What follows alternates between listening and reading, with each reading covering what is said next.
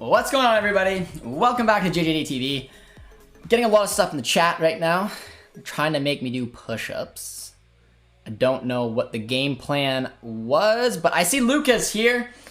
Ayo, Josh, long time no see. What a game! It was an amazing game. I don't know if I have to do push-ups or not, but we'll see. We'll see how you're doing. But guys, the biggest storyline of the day. We're here for our 5 takeaways of the game that we just saw between Borussia Dortmund and Stuttgart. And it was quite the game. It was a fantastic game. We won 3-2 in what was a throwback for me, specifically because, honestly, like just these roller coaster rides of high scoring, fun flowing football. It just kind of reminds me of, I don't know, the last few seasons, to be perfectly honest. This season was a bit of an awkward one, but we see these kind of games all the time. I mean, Holland's first game against Augsburg, crazy game, 5-3. You don't know what to experience, and we got off to an awful start, went down 1-0. The boys did something in the dressing room, came back, woke me up to 2-2, had some chances. They made it we made it 2-1. They made it 2-2, and then of course at the end, who else but Ansgar Knopf comes on and just does that, and it's special. It's absolutely special. So yeah, it was not a perfect game by any means. That we did not play overly well. I'm not gonna lie. But we needed 3 points. And I told you guys, like, when I was coming in, I'm in a good mood. I'm ready to watch the boys play. It was an entertaining game. For any neutral out there, they would have looked at that and been like, that was fun to watch, man. That was fun to watch. But there was a lot of little things to kind of tip your hat on. So my favorite thing about doing the 5 takeaways, especially the community 5 takeaways, is that I like to use your takeaways. So start plugging them in. I got 5 takeaways. I'm going to read the comments. There's a takeaway I like. I'm going to talk about it. Because like I said, we got the win. It was a 3-2 win, and it was a little bit of revenge for that earlier blowout. But it wasn't a perfect game by any stretch. There's no doubt about it. So I guess I'm going to look at one of Chris's, because Chris has already put 2 in. So I'm going to read both, and I'm going to probably pick one, and I might use the other one down the line. I'm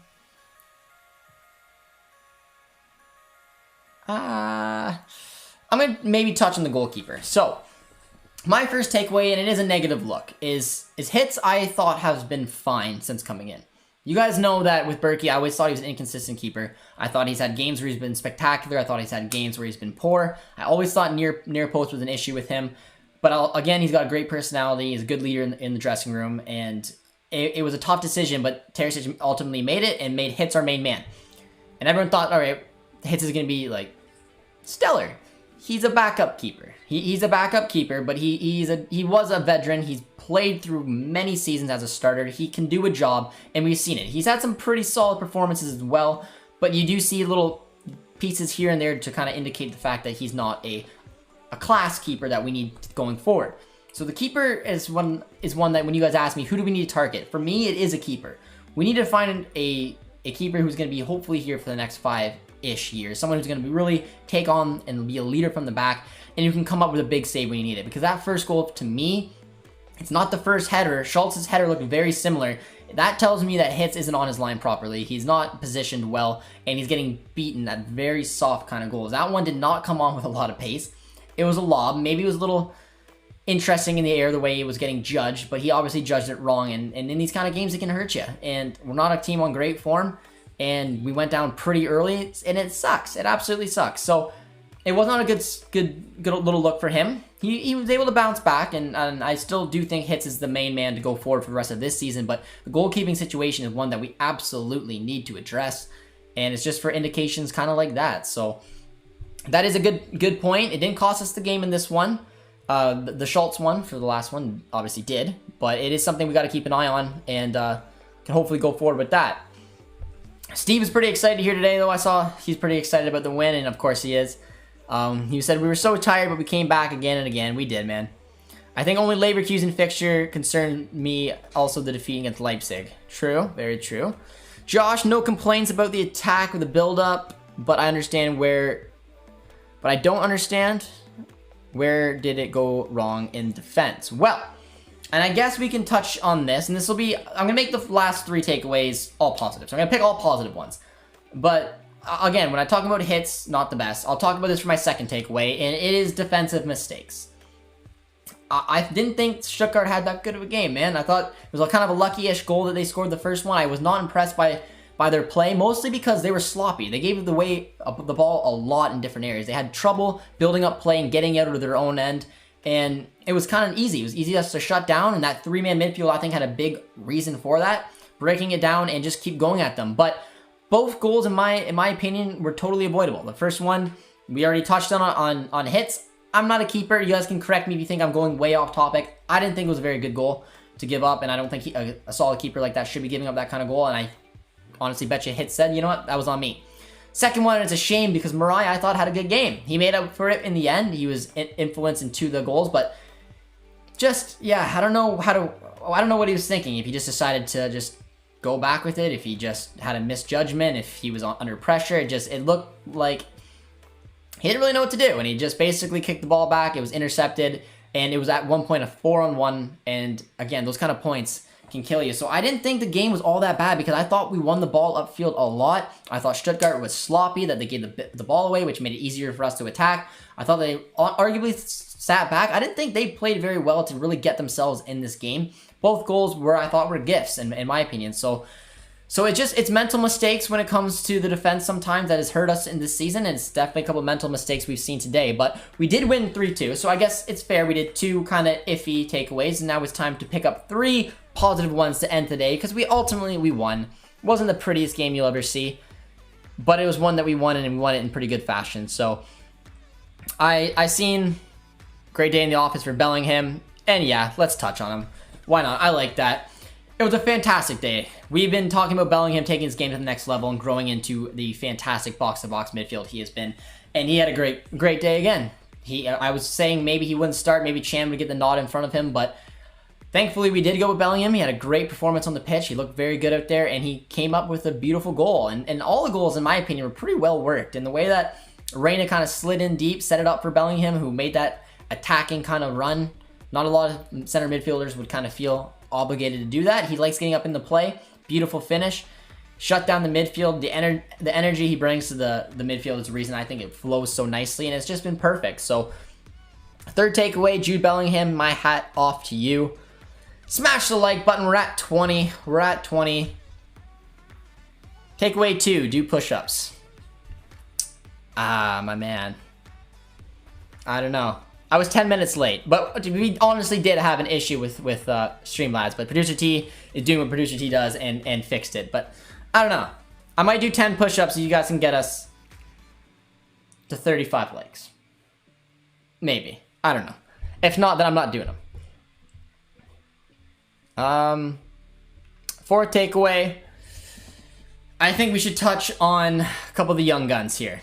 And I think we're going to touch on, I want to save one, we'll touch on Gio. I thought Gio had a good game.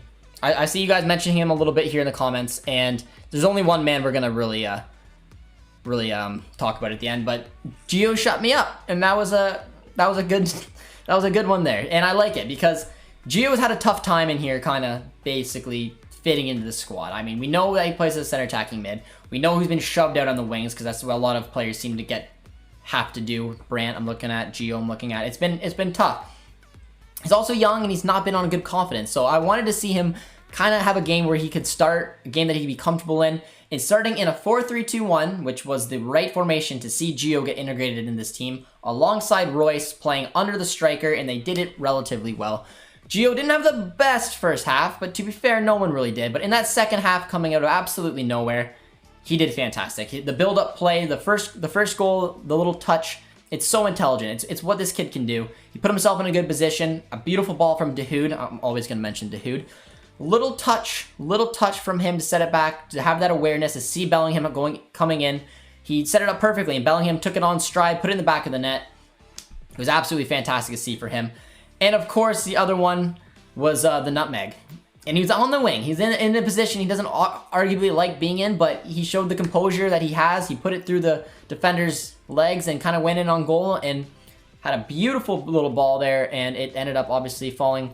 It ended up in the back of the net. So he was very influential today, and it's a big kudos because he needed to find a little bit of confidence, and it was really, really good for me to see because it has been hard. He had a great start to the season, and he just hasn't been able to find his way back up. So big shout out to him, and he's absolutely proud to jump on one of our 5 takeaways today. Do you have any Canadian talents for us, Josh? Jonathan David, baby. That's absolute my dream. My dream is for us to sign Jonathan David. So that is a dream of mine. I think he's doing some good work over in Liga for Lille. They're top of the table right now. He scored against PSG. He's unfortunately injured right now, but if there's one Canadian that you should be keeping an eye on that would fit this Dortmund team, it is going to be Jonathan David. Other than that, probably not. The only other player I think could potentially play and do well would be Davies, who won't join Dortmund. And the other one is Kyle Larin, who, again, I just don't see him being a natural fit for us. But yeah, you want to keep an eye on Jonathan David. He's doing some good work and can hopefully take out PSG. But there's only one man today who will be our final takeaway. And we all know who it's going to be. But I'm actually going to do a couple more comments before that. Hashtag sell Mounier. Do push-ups, Josh. I gave you a goal. You need 35. I didn't watch the game because I didn't want to see us lose, but thankfully we won. Well, there you go, my man. There you go. It was a good game. Like I said, it gave me flashbacks to what Dortmund's all about, and how I used to tell a lot of my friends who were like, well, I'm looking to get into maybe watching some games. Like, what should I watch? I said, watch Dortmund, just because for the neutral, it's always fun. They're always crazy, but this game kind of fell into that, in my opinion, and kind of gave me a little throwback. I think Brandt has got to start against City on Wednesday. He always performs when we bring him on. I disagree. I don't see him being very useful in City, just because we're not gonna have a lot of the ball, man. And he doesn't have the pace to really offer that. He's gonna offer something a little bit similar to what Royce would. I think we need. That's why they started Ansgar, man, because of the speed. And I think it should be Hazard against City. And if not Hazard, they may give Ansgar a look. Next season, I wouldn't mind Gio playing Cam and Royce on the wing. Maybe. I'm curious about what Royce would do. What Royce would do on the wing, man. He just kind of adapted his game to play centrally. But it could be a look, because I do think we're going to play the 4-2-3-1. Maybe Royce is a second striker with Holland or someone, and of course our man Gio at Cam. But our final takeaway here today, guys, is going to be Ansgar Knopf with a little bits and pieces of Edin Terzic, because I said Edin Terzic hasn't come in and done wonders for this club. He hasn't. He's done a decent job. This club was in a tough situation. He got put in a situation he's never been at all in his entire life. He's never been put in this situation. And he's handled it relatively okay. Not spectacularly, not poorly, but relatively okay. But the one thing he's done better than any other one that I've seen in a while is really integrating some of the youth and giving Ansgar that opportunity to come up, giving Tigges, giving Mukuku. He doesn't care. He's willing to do it. He started Ansgar Knopf against City. Some people thought it was a stroke of genius and he played well. Some people like me thought he was okay. But I think that Knopf's one for the future. And I watched him in the preseason. I was impressed with him all those months ago. I seen him time in here and there for the U23s, and I thought he's been very, very good. And then, of course, today, huge result. Comes on. It's getting confidence. You can see it. Doing a couple little step overs. Taking a shot from damn near outside the box. Putting it bottom corner. I believe all 3 goals went in bottom right-hand corner. It was beautiful, man. It was beautiful. It was absolutely beautiful. And, yeah, I think that the wings have been issues for us because we just don't have a lot of them. I always said I want to see us go out there and pick up another winger. That's why I said picking up that striker-winger duo would be perfect. Just one. Someone can play striker, someone can play winger when we need to, because that way it really gets that backup striker and or replacement for Holland. And then having potentially now Knopf come up and taking that winger position onto his own, yes, he can be integrated. And I saw a comment in there saying, could he be a Sancho replacement? And I think he could. I don't want to say he can 100% just because I don't know exactly what's going to happen with his development. Losing Sancho is huge. Knopf's got to do it continuously, and that's what we've seen from Sancho the past few seasons. Arguably not this entire season, but the last 2 he's been fantastic and putting up ridiculous numbers, and even in a poor season on his standards, he's still got 6 goals, 9 assists. So, yeah, he was a huge bright spot. He's going to have a good future here in Dortmund, and if he just keeps doing what he's doing and carrying on, I think it'll be perfect. And Alex has a nice comment, so we basically need Mullen. You see what I'm saying?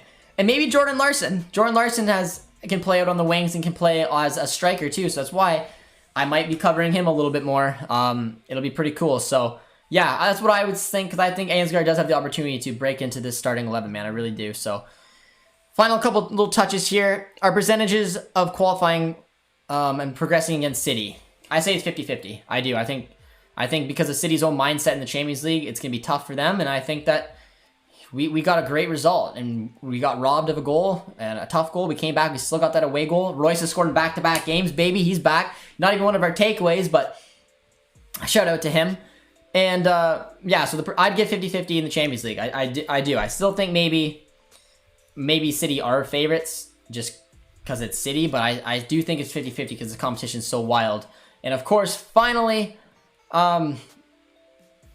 the percentage of us qualifying for top 4. I think Wolfsburg's now the team to catch. We got the big win today. We're 8 behind Wolfsburg, and Wolfsburg's got quite the look coming in. But I was late. Okay, I will do push-ups very quickly so Producer T doesn't do it.